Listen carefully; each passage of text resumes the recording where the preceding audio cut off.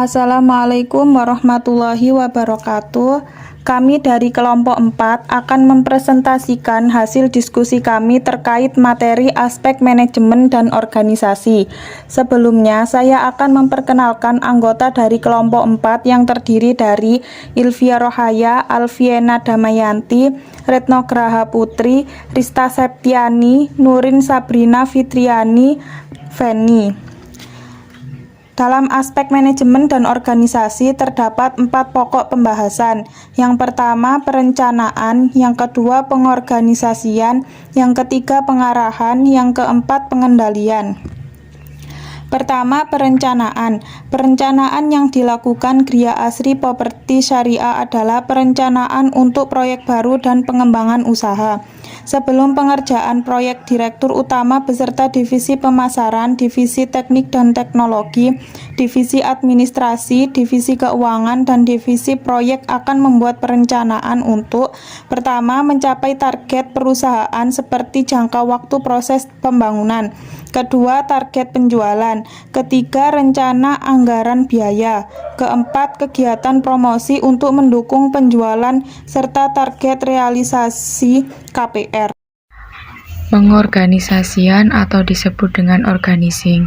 Pengorganisasian adalah suatu metode manajemen melalui klasifikasi skala kegiatan, di mana suatu kegiatan dengan skala makro dibagi menjadi kegiatan-kegiatan dengan skala yang lebih mikro. Pengorganisasian dilakukan dengan tujuan mempermudah pengawasan atau supervision kerja. Organisasi sangat berpengaruh terhadap keberhasilan suatu perusahaan. Organisasi merupakan tempat sekelompok orang dengan visi dan misi yang sama, yang saling berinteraksi untuk mencapai tujuan bersama. Untuk mencapai tujuan organisasi, para anggota dibagi suatu tugas dan tanggung jawab yang saling berjejaring. Adapun sistem pengorganisasian yang ada pada Gria Asri Properti Syariah. Direktur Utama bertanggung jawab seluruh aktivitas perusahaan dan target perusahaan, dan Divisi Pemasaran, Divisi Teknik dan Teknologi, Divisi Administrasi, Divisi Keuangan, serta Divisi Proyek bertanggung jawab kepada Direktur Utama. Dengan tugas masing-masing yaitu Direktur Utama bertugas memimpin perusahaan dan menentukan kebijaksanaan perusahaan secara umum sebagai koordinator dan pengawas dalam semua kegiatan perusahaan, dan wakil perusahaan dalam menjalin relasi serta bertanggung jawab baik keluar maupun ke dalam atas jalannya perusahaan. Divisi Pemasaran bertanggung jawab terhadap semua masalah pemasaran, serta melaksanakan tugas-tugas dan kegiatan pemasaran yaitu dengan mengadakan promosi atau pemasaran guna menjaga kelancaran proses pemasaran serta membantu pembeli dalam proses pemesanan perumahan. Divisi Teknik dan Teknologi bertanggung jawab terhadap infrastruktur ataupun teknologi informasi dan menjaga daya saing serta mengurangi risiko proyek. Divisi Administrasi bertugas melaksanakan serangkaian kegiatan pengelolaan SDM pada hal-hal yang terkait dengan administrasi guna mengatur hubungan kerja antara perusahaan dan karyawan. Divisi Keuangan bertugas terhadap dokumen-dokumen keuangan antara lain verifikasi kelengkapan dokumen transaksi, melakukan pembukuan keuangan perusahaan, dan membuat laporan finansial dan pelaporan pajak. Divisi Proyek membuat perencanaan, mengorganisasikan, dan mengendalikan kegiatan-kegiatan bersama unit-unit yang dibawahinya, langsung terjun ke lapangan untuk melaksanakan proyek yang telah direncanakan. Pengarahan atau actuating. Pengarahan adalah fungsi manajemen di mana actuating berupa realisasi semua kegiatan yang telah ditargetkan. Pada Gria Asri Properti Syariah, Direktur Utama memberikan arahan kepada seluruh pimpinan divisi mengenai rencana kegiatan ke depan. Arahan dari Direktur Utama kemudian ditindaklanjuti dengan pimpinan divisi memberikan arahan kepada staf divisinya mengenai kegiatan dalam mencapai target perusahaan. Ketika target perusahaan telah tercapai, perusahaan memberikan reward berupa bonus dan insentif penjualan. Selanjutnya yaitu pengendalian atau controlling.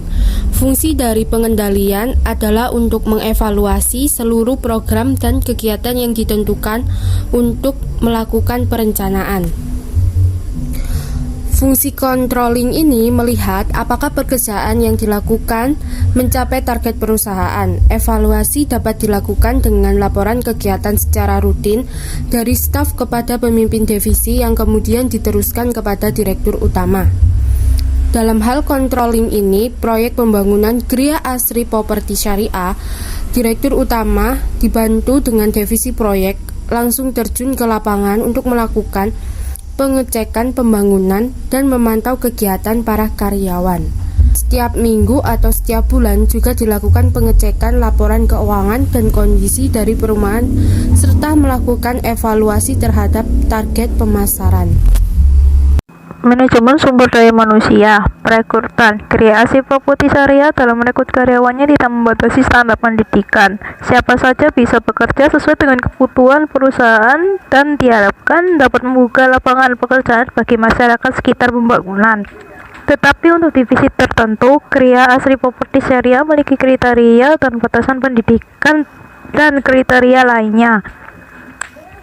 Pengembangan tenaga kerja setiap karyawan dilakukan dengan cara mendapatkan pelatihan untuk melatih keahlian di bidang masing-masing.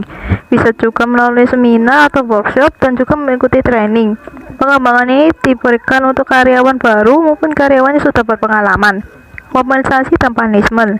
Gria Asri Properti Syariah memberikan reward bagi marketing maupun karyawan yang dapat memenuhi target penjualan dengan memberikan bonus lebih. Selain reward pada karyawan, Gria Asri Properti Syariah juga menetapkan punishment bagi karyawan yang melanggar aturan yang sudah ditetapkan atau lalai terhadap tugas dan tanggung jawab yang telah diberikan. Punishment yang diberikan dapat berupa surat peringatan 1, surat peringatan 2, dan dapat juga diberhentikan. Demikian presentasi dari kami. Sekian dan terima kasih.